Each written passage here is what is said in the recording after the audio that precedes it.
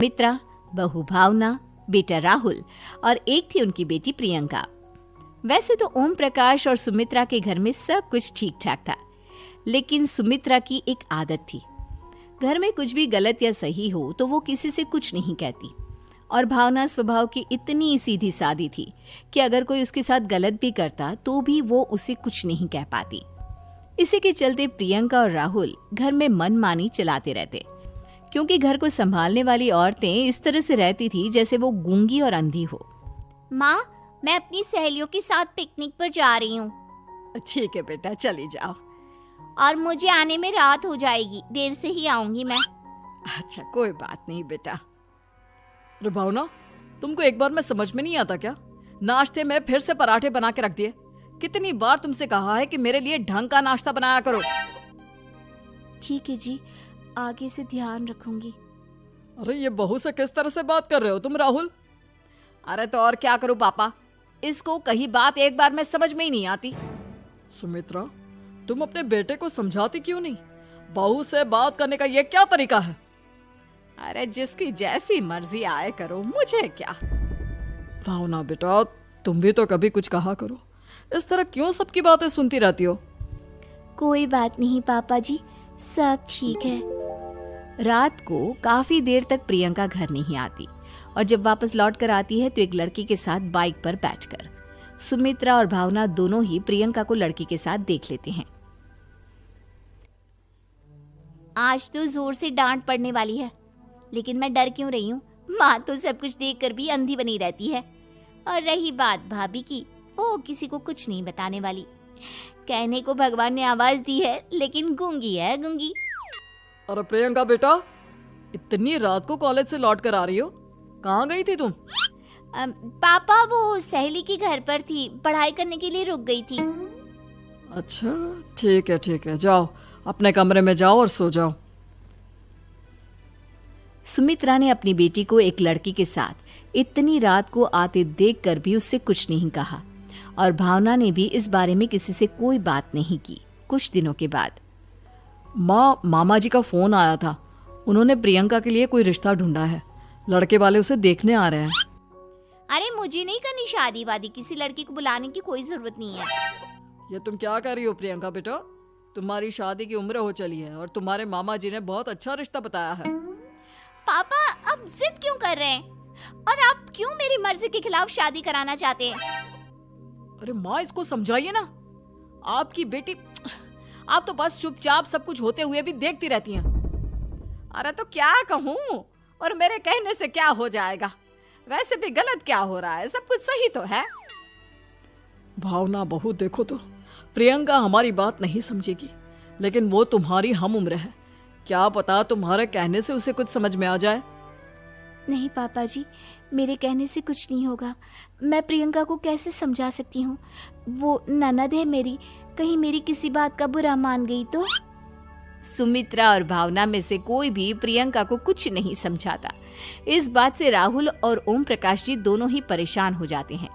और फिर जब लड़का प्रियंका को देखने के लिए आता है, मुझे आपकी बेटी बहुत पसंद है, मैं उसके साथ शादी करने के लिए तैयार हूँ। देखो, मुझे तुमसे शादी नहीं करनी, और ये बात जितनी जल्दी समझ में आ जाए अच्छा रहेगा। अरे तो फिर आप लोगों ने मुझे यहाँ बुलाया ही क्यों? माफ कर दो बेटा, वो हमारी बेटी जरा गुस्से में है। हम उसे समझाने की कोशिश करते हैं। हाँ, देखिए आप नाराज मत होइए, वो तो उसने बस ऐसे ही कह दिया होगा। अरे कोई ऐसे ही कुछ कहता है क्या? और ये आपकी पत्नी और माँ, ये दोनों इस तरह चुपचाप क्यों बैठे हैं, जैसे इस घर के मेंबर ही ना हो? आपके घर में सब कुछ ठीक तो है ना? अरे सब कुछ ठीक है बेटा। सुमित्रा, समझाओ ना अपनी बेटी को। अरे क्या समझाऊं, क्या होगा समझाने से? सब ठीक ही तो हो रहा है, गलत क्या हो रहा है? भावना, प्रियंका को अंदर लेकर जाओ और उससे समझाओ कि कितना अच्छा रिश्ता है। इतना अच्छा लड़का है, इस तरह से बिहेव ना करे। नहीं जी, मैं किसी से कुछ नहीं कह सकती जी। अरे अजीब परिवार है, मुझे तो यहाँ से निकलना पड़ेगा। इस तरह से तो आपकी बेटी की शादी किसी से नहीं हो सकती। जिसके घर की औरतें गूंगी और अंधी बनकर बैठ जाए, उस घर का कुछ नहीं हो सकता। ओम प्रकाश और राहुल सुमित्रा और भावना की हरकतों की वजह से बहुत परेशान हो जाते हैं। एक दिन वो दोनों आपस में बात करते हैं। पापा, समझ में नहीं आता कि भावना और माँ को कैसे समझाया जाए। सही कहते हो बेटा, तुम और मैं काम के सिलसिले में सारा दिन घर के बाहर रहते हैं और घर की दोनों औरतें जिन्हें सारा घर संभालना चाहिए गूंगी और अंधी बनकर बैठी हैं। पापा, आप ही बताइए इसका क्या उपाय है? मेरी तो कुछ समझ में नहीं आता बेटा, लेकिन हमें कुछ तो करना पड़ेगा, क्योंकि इन सब की वजह से प्रियंका बहुत ज्यादा बिगड़ती जा रही है। तुमने देखा उसे किस तरह से बिहेव किया था। अरे लेकिन पापा, हम करेंगे क्या? हमें एक नाटक करना होगा। कुछ दिनों के लिए हम भी गूंगे और बहरे बन जाते हैं, उसके बाद इन दोनों औरतों को अकल आएगी। हाँ पापा, शायद आपकी बात ठीक है। हम दोनों हर बार बात को संभाल लेते हैं और इसी वजह से माँ और भावना कुछ भी करने की कोशिश ही नहीं करते। और फिर अगले दिन, भावना, नाश्ते में क्या बनाया है? जी पराठे बनाए हैं। मेरे लिए पोहा बना दो। अच्छा जी, ठीक है, अभी बना देती हूँ जी। बहू, नाश्ते में क्या बनाया है? पापा जी, पराठे हैं और पोहे बन रहे हैं। अरे बहू, मुझे तो उपमा खाने का मन था, मेरे लिए उपमा बना दो। ठीक है पापा जी, अभी बना देती हूँ। भाभी, जल्दी से जरा मेरा कॉलेज के टिफिन तो पैक कर देना। और सुनो, मुझे ना भिंडी की सब्जी खाने का मन है।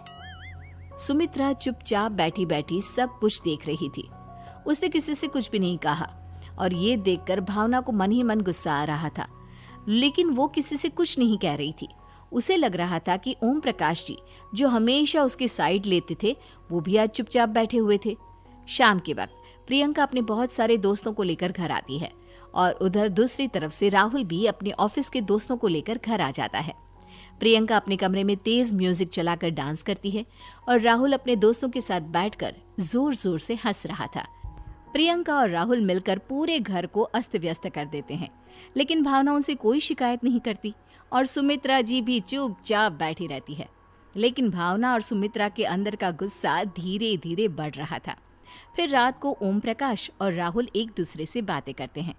पापा, हमने इतना कुछ किया, फिर भी भावना कुछ बोलती ही नहीं और माँ भी कुछ गलत करने से किसी को रोकती ही नहीं। तुम चिंता मत करो बेटा, इन दोनों के अंदर का गुस्सा भर रहा है और बहुत जल्दी बाहर आने वाला है। अगले दिन, अरे बहू, ये कपड़े धुले हैं या गंदे हैं? पापा जी, कपड़े तो मैंने धोकर ही आपकी अलमारी में रखे थे। मुझे तो साफ नहीं लग रहे, एक बार और धो देना। प्रियंका, मैं सोच रहा था कि तुम्हें उस लड़के से शादी नहीं करनी है ना, मत करो। एक काम करो, वैसे भी क्या रखा है शादी वादी में, तुम्हें जो लड़का पसंद है उसके साथ जाकर कोर्ट मैरिज कर लो। इस बार ओम प्रकाश और राहुल की बात सुनकर भावना और सुमित्रा के अंदर का गुस्सा जाग उठता है। मैं किसी से कुछ कहती नहीं जी, इसका मतलब ये है कि आप लोग मुझे परेशान करते ही रहेंगे। कल 4 बार मुझसे नाश्ता बनवाया, आज पापा जी मुझसे धुले हुए कपड़ों को बार बार धुलवा रहे हैं। अरे मैं इंसान हूँ जी, कोई मशीन नहीं हूँ। तुम दोनों ने मिलकर इस घर की कैसी हालत बना दी है और अपनी बहन को भागकर शादी करने के लिए कह रहे हो। तुम भाई हो या दुश्मन? ओम प्रकाश और राहुल जोर जोर से हंसने लगते हैं। अरे इसमें हंसने की क्या बात है? हम लोग यहाँ इतने परेशान हो रहे हैं जी, तुम लोगों को ऐसी हरकत करने के बाद भी हंसी आ रही है।